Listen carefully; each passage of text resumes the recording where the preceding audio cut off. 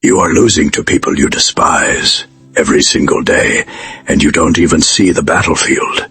They're taking your time, your energy, your peace, while you react like clockwork. Here is the truth you are avoiding. Toxic people own you, not because they're smarter, not because they're stronger, because they've mastered something you haven't. Strategic patience. Sun Tzu wrote The Art of War 2,500 years ago. One principle still destroys modern humans. He who is prudent and lies in wait for an enemy who is not will be victorious. You are not prudent, you are predictable. That coworker who undermines you. She knows exactly which buttons trigger your defense. That manipulative friend. He has mapped your emotional reflexes like a surgical chart. You think you are standing your ground. You are actually dancing on strings. Every reaction is a small surrender. Every emotional outburst is intelligence. You hand the enemy. You are bleeding power through impatience. And the worst part, you think patience means weakness. You think silence equals submission. That is precisely what keeps you enslaved. Strategic patience isn't passive. It is the most aggressive form of warfare. Sun Tzu didn't teach avoidance. He taught invisible domination. Today you are going to learn how to weaponize waiting. Here is what is coming. First, why your reactions are trauma, not strategy. Second, the Information Asymmetry Principle that turns every conversation into reconnaissance. Third, how to use silence as a psychological scalpel. Fourth, the 72-hour rule that prevents 90% of self-sabotage. Fifth, covert patience, how to move while appearing still. Sixth, the counterattack timing that Sun Tzu called death ground advantage. Seventh, the final integration that separates masters from amateurs. Stay until the end. Because Principle 7 reveals what Sun Tzu never wrote down. The secret his generals learned only through blood. Principle 1. Your reactions are trauma responses. You are not defending yourself. You are reenacting childhood every time you snap back. You are not present. You are 7 years old again, fighting for significance, screaming to be heard. That is not strategy. That is unintegrated shadow material manifesting as fake strength. Robert Greene explains covert power dynamics like this. When you react immediately, you reveal your true priorities. Your fears become visible. Your boundaries become maps for invasion. Toxic people are amateur psychologists. They run experiments on you constantly. Poke here. Does he explode? Prod there. Does she justify herself? Every reaction is data. Every defense is confirmation. You think you are shutting them down. You are actually completing their research. The predator. Pre-recognition system. Here is what animals understand that you don't. When a gazelle runs, it confirms the lion's interest. When it stands perfectly still, the predator's pattern recognition fails. Motion triggers pursuit. Toxic people are motion-activated predators. They're scanning for emotional movement, anger, justification, explanation, defense. These are the thermal signatures of vulnerability. Sun Tzu. All warfare is based on deception. Deception starts with concealing your activation. Tactical implementation 1. When someone provokes you, count to 3 before speaking. Not in your head lows, count deliberately. This breaks the stimulus response circuit 2. Label your physiological response internally. My chest is tight. That is cortisol, not truth. Disidentify from the chemical reaction. 3. Ask yourself, what information are they fishing for? Reverse the dynamic. Now you are studying them. 4. Respond to a different statement than the one they made. If they attack your work, respond to something neutral. This creates cognitive dissonance in the manipulator. They lose script control. Why this works? Patience exposes impatience. When you don't react, they have to escalate. Escalation reveals intent. Intent reveals strategy. Strategy reveals weakness. You are not ignoring them. You are gathering intelligence while they bleed information. But silence alone isn't enough. Because toxic people adapt, so Principle 2 teaches you how to weaponize every conversation. Principle 2, Information Asymmetry. Talk less, no more. The interrogation you don't see. Every conversation with a manipulator is an interrogation. They're asking question, sharing vulnerabilities to trigger reciprocity, creating intimacy as a data mining operation. And you are handing over classified intelligence. Your hopes, your fears, your plans. You think you are bonding. You are being catalogued, Sun Tzu said. If you know the enemy and know yourself, you need not fear the result of 100 battles. Most people only know themselves. The patient strategist knows the enemy better than the enemy knows themselves. The 70-30th rule. In any conversation with a toxic person, they should talk 70% of the time. You listen for 70%, speak for 30%. But here is the surgery. Your 30% should contain 0 new information. Questions, reflections, neutral observations, never revelation. That is interesting. What made you think that? Tell me more about that. How'd that work out? You are a mirror, not a window. They see themselves. They never see you. The Fox and the Henhouse. Machiavelli wrote that the fox knows many things, but the hedgehog knows one big thing. Toxic people are foxes. They're running multiple strategies simultaneously, testing boundaries here, building alliances there, spreading misinformation everywhere. You don't out fox a fox. You become information terrain they can't map, reveal nothing, confirm nothing, deny nothing. Just observe. Tactical implementation 1. Before every interaction, ask yourself, what do they want to learn from me? That is the information you protect. 2. Answer questions with questions. Why do you ask? What would you do in that situation? Redirect every probe. 3. Share only information they already have or can easily verify. Yeah, I work in accounting. Pretty standard. Bore them with surface details. 4. Watch what they reveal when frustrated by your opacity. Frustration dissolves their mask. 5. Keep a mental dossier. Every conversation is reconnaissance for the future war. Why this works? Information asymmetry creates power asymmetry. They're making decisions with incomplete maps. You are maneuvering with satellite imagery. Sun Tzu called this formlessness. When they can't define you, they can't defeat you. But knowledge without timing is just trivia. Principle 3 shows you when to deploy your silence, like a blade. Principle 3, silence as surgical weapon. The unbearable weight of nothing. Most people fear silence. They fill it immediately with jokes, explanations, nervous chatter. This is why they lose. Silence is pressure. It forces the other person to either hold the tension or break. And toxic people. Because manipulation requires verbal momentum. When you stop feeding the conversation, their engine stalls. Sun Tzu. In the midst of chaos, there is also opportunity. Silence is chaos to the manipulator. The 3 types of strategic silence. Type 1, absorption silence.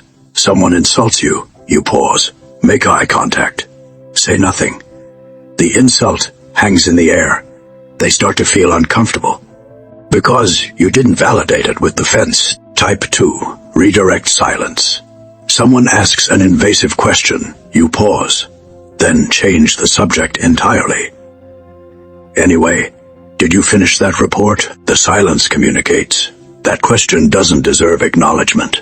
Type 3, exit silence. Someone escalates.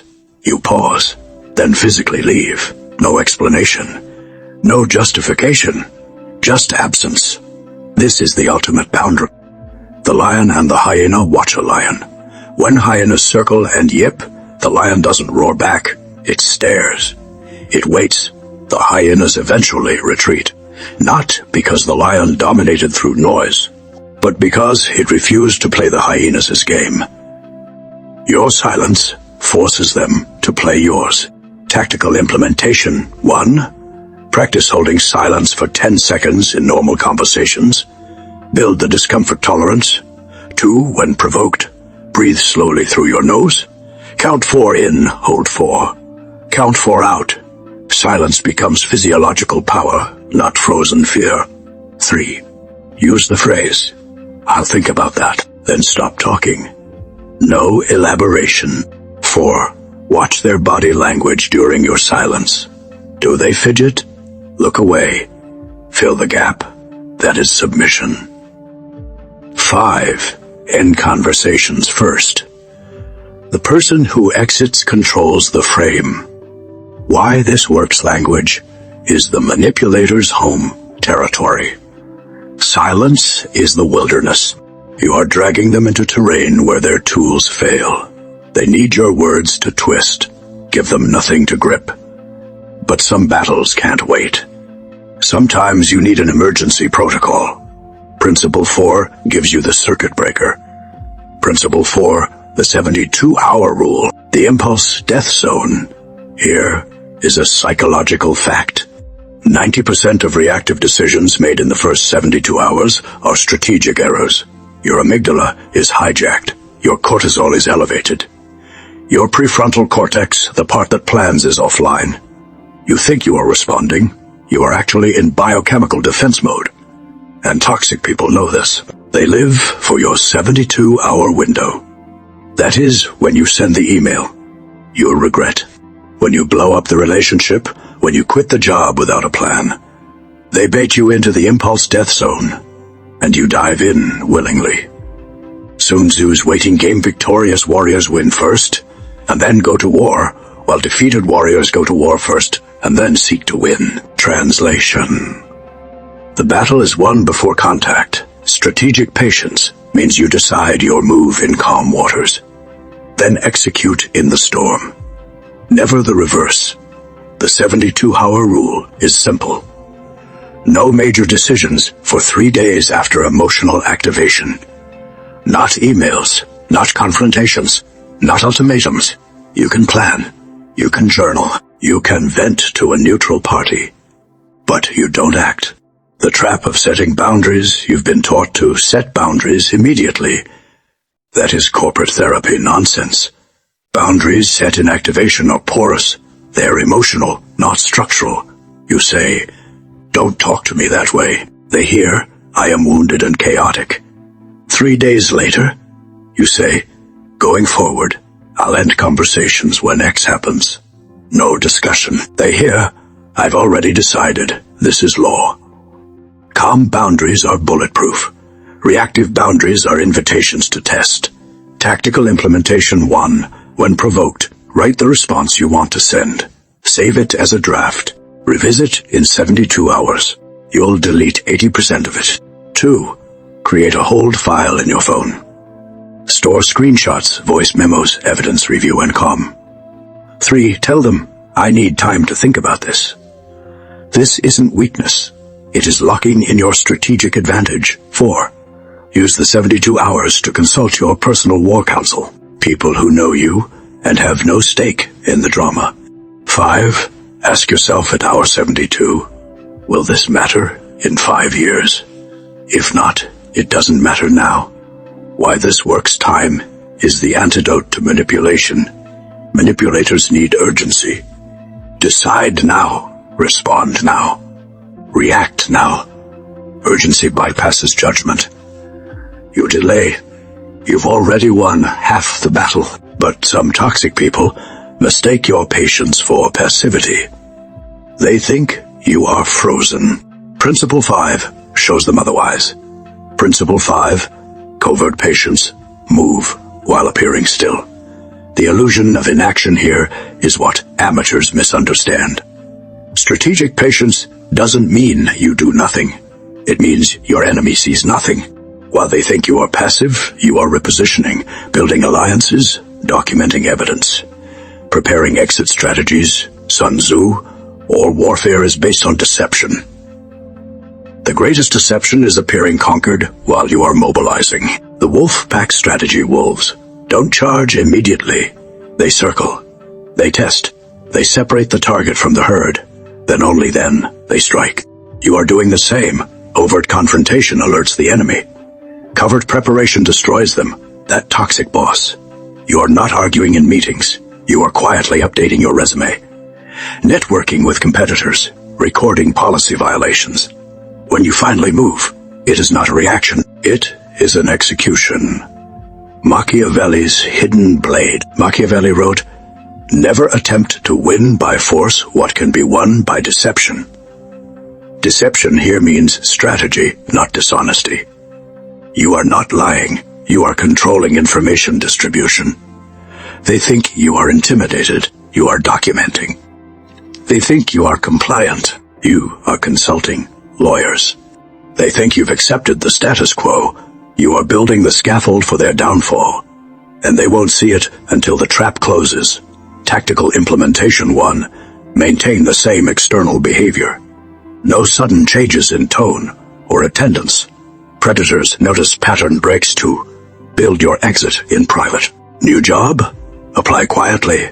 New boundaries? Plan them fully before announcement. 3. Create paper trails, emails, recordings, where legal, witnesses. Not for immediate use, for the endgame. 4. Strengthen external alliances. The colleague they haven't poisoned. The mentor they don't know about. Your power network should be invisible to them. 5. Set a deadline for action. In 90 days, I move. Until then, I gather. This prevents covert patience from becoming avoidance. Why this works, toxic people are arrogant. They believe your silence is surrender. This makes them sloppy. They escalate. They overreach. They document their own misconduct. And when you finally act, it is not emotional. It is legal, professional, irreversible. You didn't react. You responded. And the response was catastrophic for them. But timing the strike is an art form. Principle 6 reveals Sun Tzu's most lethal teaching. Principle 6, Death Ground Advantage. When to strike. The moment of maximum leverage, Sun Tzu identified death ground. The terrain where soldiers fight with absolute desperation. No retreat, no surrender, only victory or death. But here is the inversion. You put your enemy on death ground. Not yourself. You wait until they're overextended. Overconfident, committed to a position they can't retreat from. Then you apply pressure and they collapse. The 3 conditions of strike timing condition. 1. They've isolated themselves. Toxic people eventually alienate everyone. They burn allies. They overplay their hand. When they're socially isolated, that is your window. No one defends them. No one questions your boundary. Condition 2. They're distracted. They've got a new target, a personal crisis, a professional disaster. Their attention is elsewhere. Strike when they can't focus on retaliation. Condition 3. You've got documentation, not suspicions, not feelings, evidence, emails, witnesses, patterns. When you move, it is airtight. The scorpion and the frog principle know the fable. The scorpion stings the frog mid-river. Both drown. It is my nature, says the scorpion. Toxic people sting because it is their nature. You wait until the sting exposes them to others. Not just to you. Then you act publicly, calmly. With evidence, you are not attacking, you are revealing. And revelation is irreversible. Tactical implementation. 1. Identify their pattern. Do they escalate on Fridays during stress? In front of certain people, strike when the pattern is visible to witnesses. 2. Use their own words. Last month, you said X. Yesterday, you said Y. Help me understand the contradiction. Calmly, in writing, with timestamps. 3. Leverage institutional pressure. HR, legal, management, not as first resort. As final move, when all your patience has built an undeniable case. 4. Offer no second chances. This boundary is non-negotiable. Violate it once, and I act. Then act immediately, without discussion. 5. Exit cleanly. No gloating. You move, then vanish from their orbit. Masters don't monologue. Why this work? Timing transforms patience from passivity to precision. Early strikes are survivable. The enemy regroups. Late strikes after documentation, after isolation, after overextension. Those are terminal. You don't want them. You remove them from your landscape permanently. And now we come to the principle Sun Tzu never wrote. Principle 7. Integration. Patience as identity. The final evolution, everything you've learned is tactical, but tactics without identity are fragile. You'll revert under pressure. Here is the secret Sun Tzu taught only his inner circle. Strategic patience must become who you are. Not what you do, not a technique you apply. Your nervous system must rewire. Your default response must shift. From reaction to observation. From urgency to calculation. This is shadow integration. You are not suppressing your anger. You are transmuting it into cold analysis. Your fear becomes reconnaissance. Your shame becomes strategic opacity. Robert Greene, the best deceptions are based on ambiguity. You become ambiguous to predators, unreadable, formless. The wolf who learns stillness. Imagine a wolf, powerful, aggressive, but it learns patience. Now it is not just strong, it is apex. It waits in tall grass, invisible. The prey walks into killing range. No chase. No energy wasted, just precision. You are becoming that wolf, not weaker, exponentially more dangerous. Because you've weaponized time itself. Tactical implementation 1, daily practice. When you feel urgency, pause for 60 seconds, breathe. Label the emotion, choose response. This is neural retraining. 2. Study patience masters. Watch poker professionals. Read about long-term investors. Study chess grandmasters. Absorb the pattern. Those who wait win. 3. Reframe waiting. It is not doing nothing. It is loading the weapon. Language shapes neurology. 4. Build a patience metric. How many times this week did you delay reaction? Track it. What gets measured gets mastered. 5.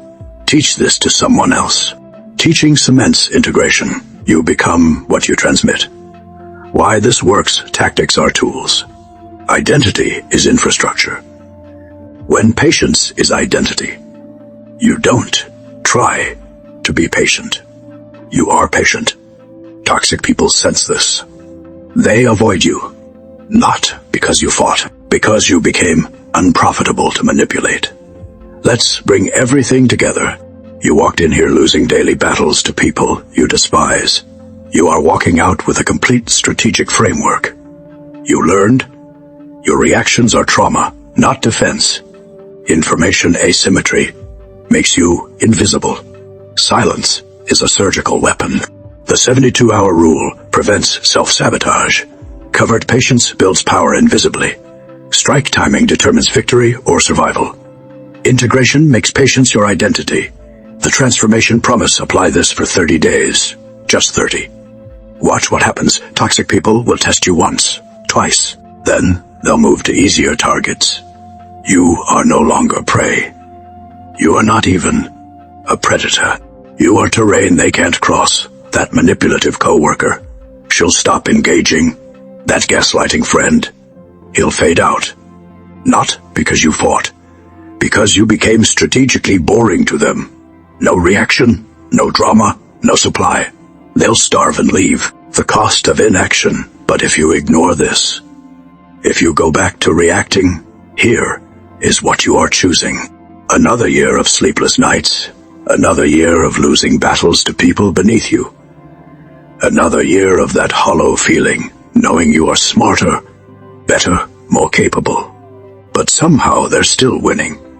Because they're patient, and you are not. Sun Tzu didn't write for the weak. He wrote for warriors. Warriors who understand that the fiercest battle is the one you never show. Right now, pause this video. Think of one toxic person in your life. One. Picture them. Now commit to this for the next 72 hours. You do not react to them. Not once. You observe. You gather. You wait. Can you do that? Can you hold position for 3 days? If you can, you've already won. If you can't, you are not ready for war. Subscribe if you want more strategic psychology that actually works. Not feel good therapy. Tactical dominance. And here is your comment prompt. If you are committing to 72 hours of strategic silence with one toxic person, type this below. I am formless. That is the declaration. That is the contract with yourself. I'll see you in the comments, and I'll see you in the next video, where we reverse engineer narcissistic supply chains. You think you know manipulation. You are about to learn what happens when you cut the source. Stay dangerous.